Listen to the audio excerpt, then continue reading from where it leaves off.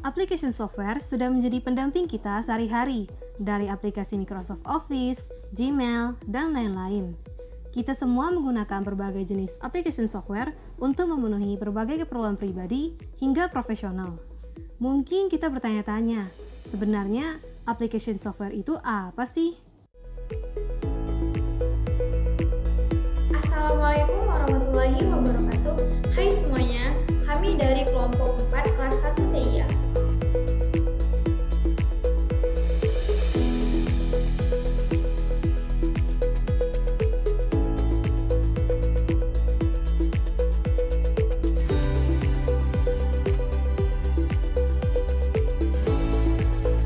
Berikut adalah materi yang akan kita bahas di video ini.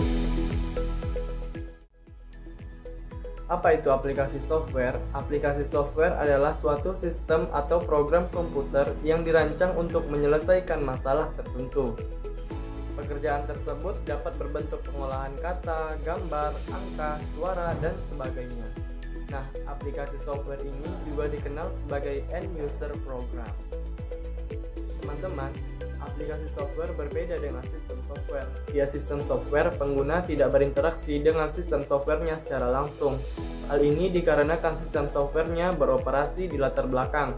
Sedangkan di aplikasi software, penggunanya akan berinteraksi secara langsung dengan softwarenya. Sebenarnya masih terdapat beberapa aspek yang bisa membedakan antara sistem software dan aplikasi software. Namun, pada video ini kita hanya akan fokus pada aplikasi software. Oke, jadi pada slide ini saya akan menjelaskan fungsi dari application software. Beberapa fungsinya adalah pekerjaan dalam bisnis menjadi lebih efisien dan praktis, misalnya saja dalam bidang manajemen data dan informasi. Yang kedua, manajemen dokumen agar memudahkan pencarian dokumen. Yang ketiga, ada akuntansi, keuangan, dan manajemen penggajian. Yang keempat, ada manajemen SDM seperti perekrutan, orientasi, dan pemisahan. Yang kelima, ada manajemen proyek dan proses bisnis. Yang kedua, itu dalam proyek grafik dan multimedia, misalnya saja seperti pengembangan visual dan studio, itu seperti mengedit video. Yang ketiga, membantu tugas di rumah, individu, dan pendidikan. Contohnya seperti kita sekarang, aplikasi software pendidikan itu ada Google Classroom dan sistem e-learning. Kemudian ada aplikasi software perawatan kesehatan. Yang keempat, memfasilitasi komunikasi, misalnya dalam mengirim email, pesan, obrolan audio, dan video. Berikutnya, tipe-tipe application software berdasarkan fungsinya. Beberapa application software tersebut diantaranya word processing, spreadsheet, database, presentation, enterprise, multimedia, graphics, education and reference, dan communication. Pertama, word processing software.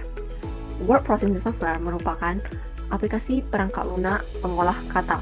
Contohnya Microsoft Word dan Google Docs.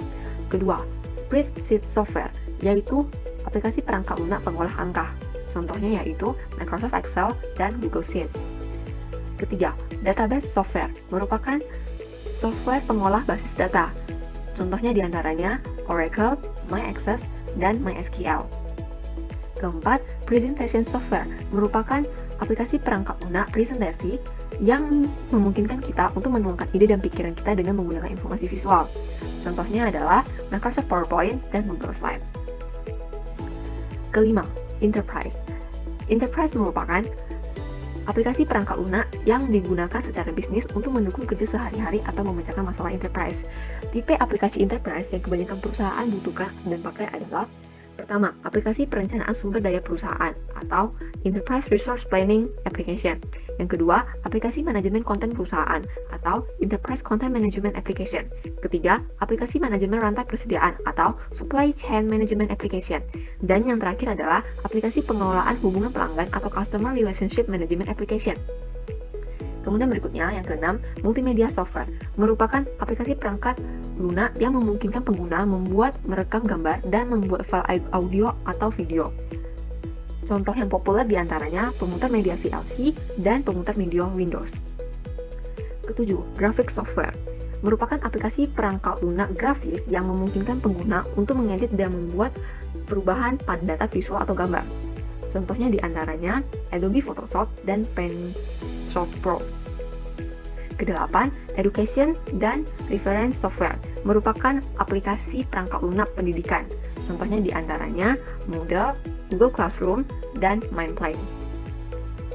Dan yang terakhir adalah communication software. Communication software contohnya diantaranya pada bidang electronic mail, ada Gmail dan Yahoo. Kemudian pada bidang VoIP atau Voice over Internet Protocol, diantaranya WhatsApp dan Line. Kemudian pada bidang video conference, contohnya adalah Zoom dan Google Meet. Tipe-tipe application software berdasarkan lisensinya. Yang pertama adalah paket software. Paket software merupakan software dalam bentuk paketan yang didistribusikan dalam jumlah masa baik dijual ataupun secara gratis yang dipublikasikan untuk melakukan tugas tertentu. Contoh dari software ini adalah Microsoft Office. Custom software merupakan software yang dibuat atau dikembangkan secara spesifik untuk tujuan tertentu yang ditujukan kepada seseorang atau suatu perusahaan.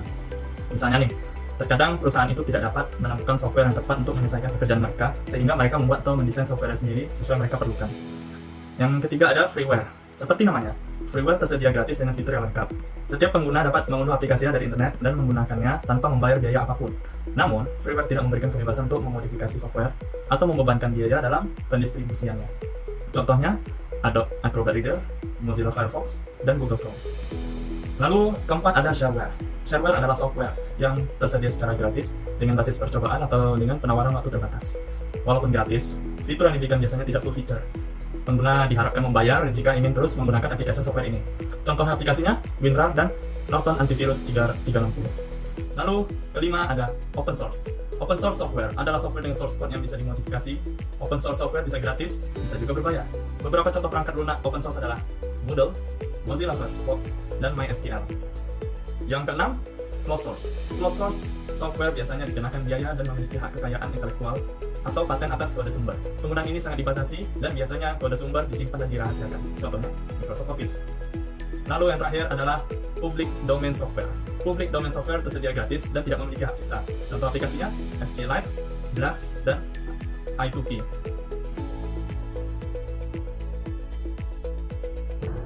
Web apps. Aplikasi berbasis web merupakan jenis aplikasi berbasis teknologi web browser. Aplikasi ini dapat diakses jika ada jaringan atau koneksi internet. Ciri-ciri web apps.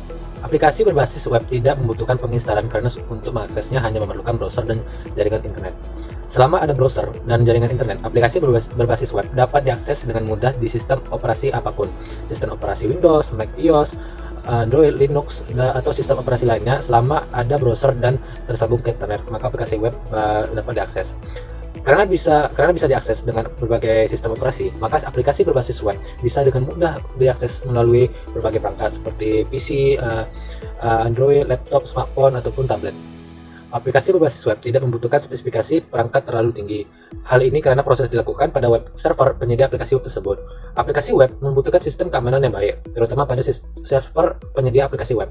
Jika server down, aplikasi web tidak akan berjalan dengan baik. Untuk menggunakan aplikasi desktop, aplikasi harus terinstall terlebih dahulu di perangkat desktop. Aplikasi desktop pada umumnya tidak memerlukan koneksi internet karena aplikasi sudah terinstall sebelumnya.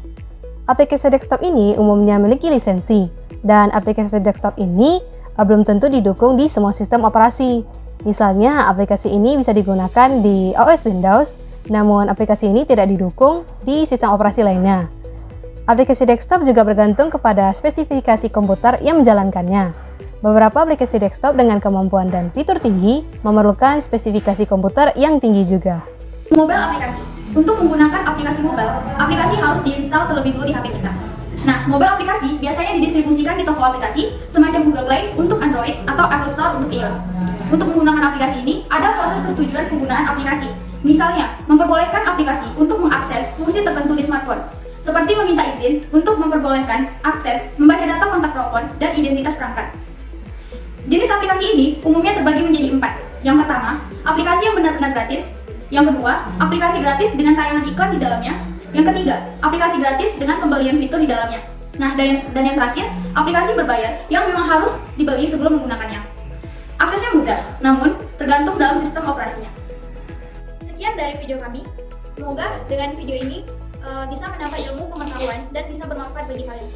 Saya tutup dengan wassalamualaikum warahmatullahi wabarakatuh.